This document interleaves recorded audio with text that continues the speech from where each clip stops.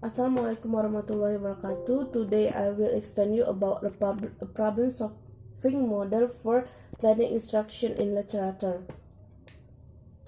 This picture can give us information how we make organizing the classroom.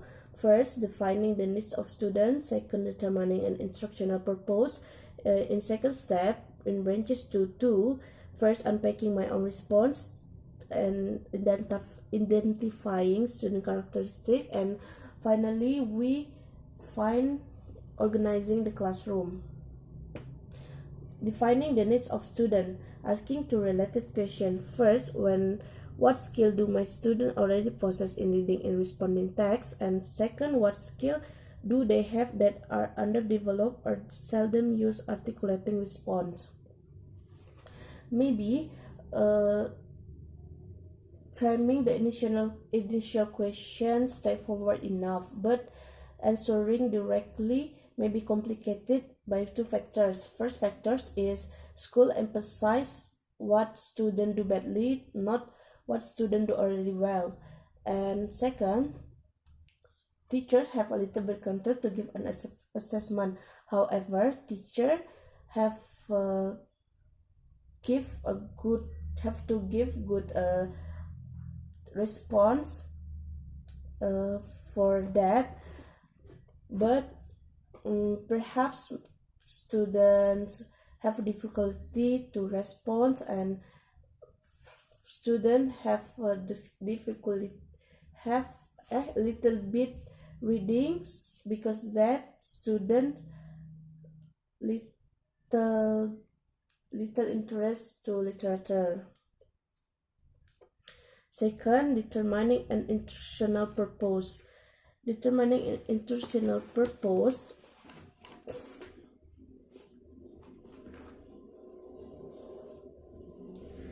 it means purpose in teaching.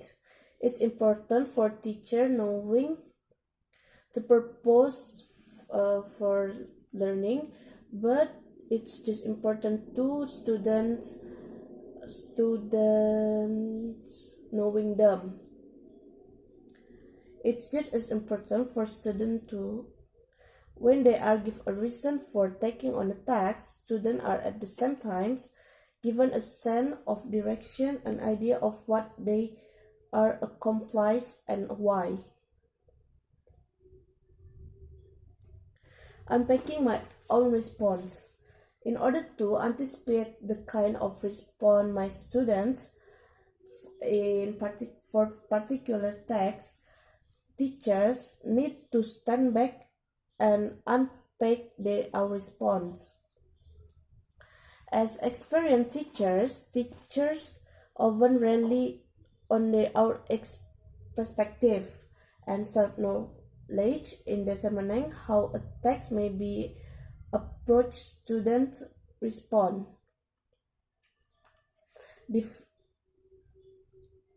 Differently from their teacher, students may respond differently from their teacher, and students may differently one to others.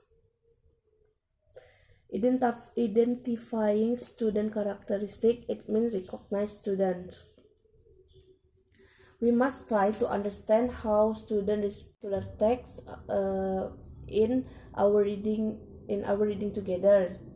On the other hand, if students have a problem in response at all, we may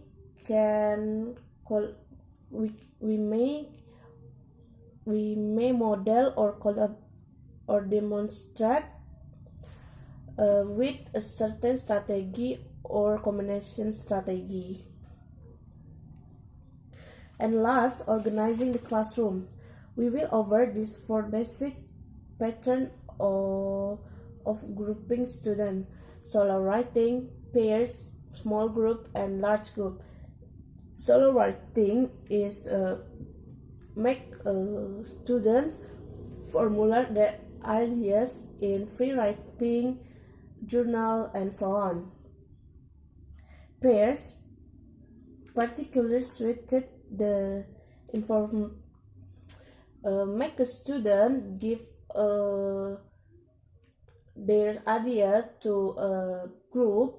So we as audience give a verbal and non-verbal response such as nodding and asking and asking their ideas such as how how what happened that story. And small groups ensure a wider variety of perspective and not depend the teacher.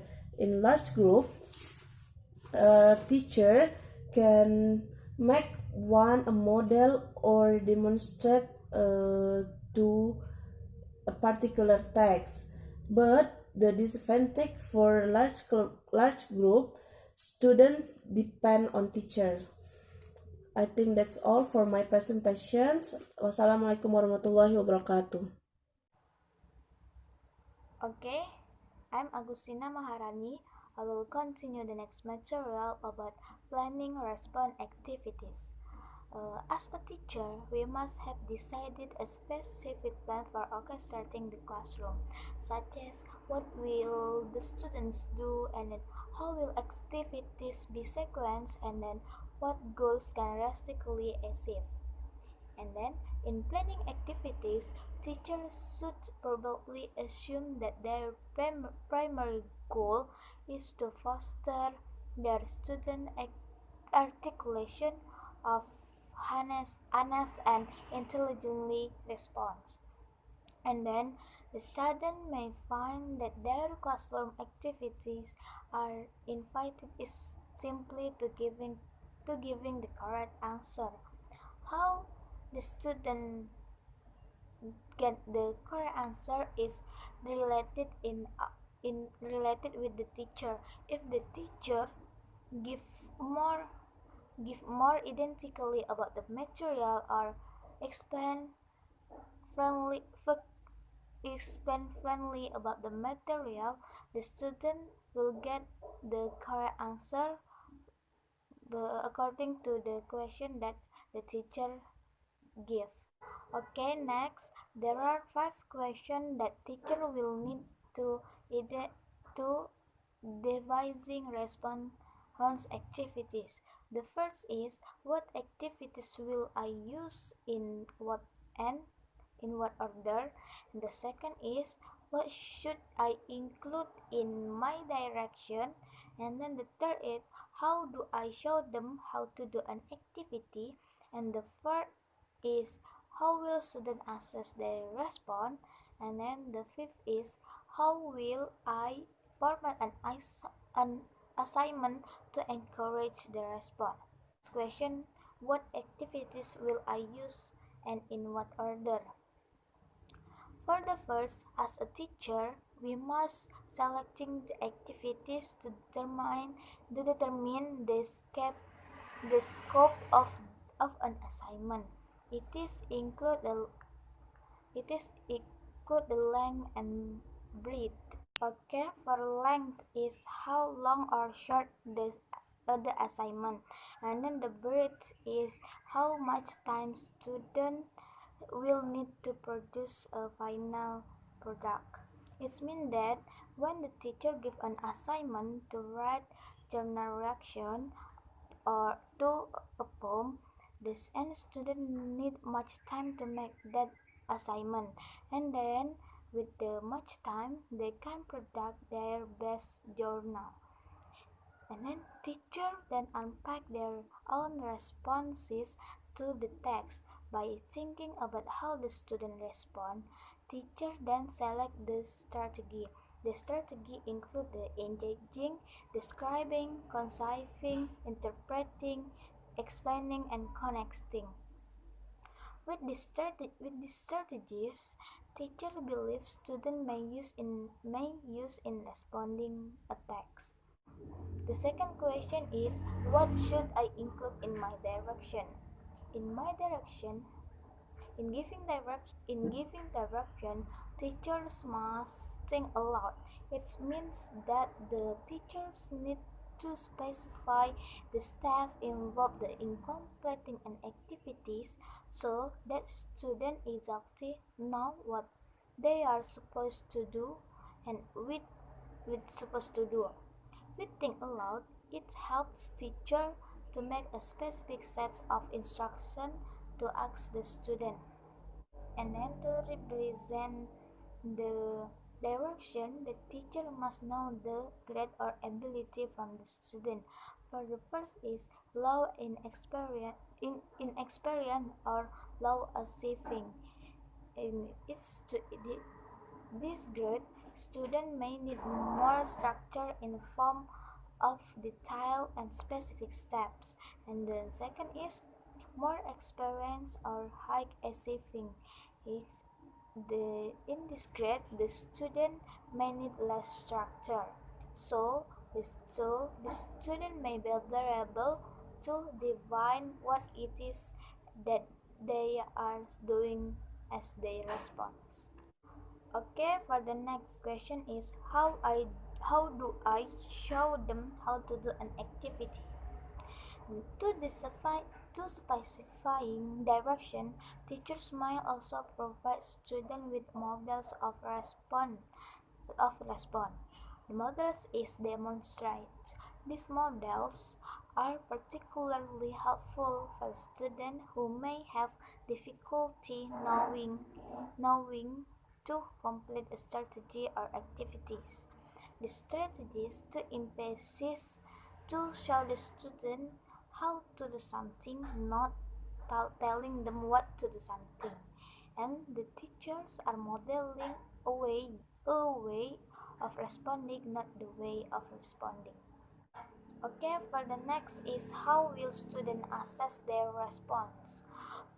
To assess their response, the students should review their initial response and think further about the activities. By reviewing their previous responses, student can learn to reflect on their own thoughts in order to extract further meanings.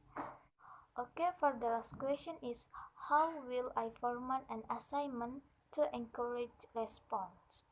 There are some techniques that teacher might consider in formatting assignment. The first is subhand. Subhand used to entitle of define the different section or type of activities. The second is number for list, used to give students a sense of how many items include on a list. And then the third is graphs and charts, is used to provide students with visual guides for organizing their response. And the last is white space, used to enhance appearance and avoid cluttering up the page with too much information. Okay, that's all of my material. The next is Ranidya will continue the next material. Well guys, in this chapter I will explain to you about devising guided activities for a poem. In this chapter, of course, you should have your own poem, and if you don't have, you can check your own book on page 133. There's a poem in here with the title Missing Lips, and then after that you can read and then do this procedure. The first one is determining instructional purposes. It means your purposes. Do you have your particular reason why you choose the poem, or what's your purposes why you use the poem? It can be you want to attract someone, or you want to attract adolescents, or you want to deliver an idea or something like that. And then the second is unpacking our own responses. Responses means our own reaction. In this part, there is several subunit. The first one is engaging. It means what's the interesting part in your poem, or where's the part that attract you the most. And then The next is connecting. It means you connect the poem with your own experiences. You can connect it with your past, or the poem can relate or not with you. And then the next is conceiving. It means you comprehend with the verb in your poem or the action. Like in here, there is a disappear, or take off, or cry or scream, and so on. Do you know the meaning of this action in the poem? It means conceiving. And then the next is explaining. It means you know the definition why it can be happen. Like in conceiving, there's a disappear. Do you know what's the meaning of disappear, or do you know why it can be happened? And then the next is interpreting. Interpreting is more detailed than conceiving. It means you know the symbolic meaning, or you know the meaning of allegory. And then interpreting can be known if you read more the poem, or in bahasa you know kiasan. So you should read more, and then you will understand. It sometimes cannot be understand if you just read once. And then the last is considering students' characteristic. It means you should know your own students' class, and then you consider like in here missing lips. Do you think missing lip is suit with 7th grade students, or it can be we can give this poem to elementary students or not, or this one is for senior high school students? Now that one means considering students' characteristic. Okay, I think that's all about my explanation. Assalamualaikum warahmatullahi wabarakatuh. My name is Putri Haldar. I'm from Group 3, and I will explain about the last material, the sample response activities. This is response activities for teacher to teach the student, and then activities to teacher doing activities in there.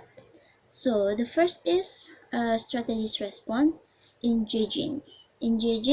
A teacher can be use activities free writing and think loud. And next, describing. Teacher can use activities jotting and listing. And next, conceiving. Yeah, you know what conceiving. As teacher can use activities outdoors, chairs, and discussion. Next, explaining. Teacher can use activity journals and question asking.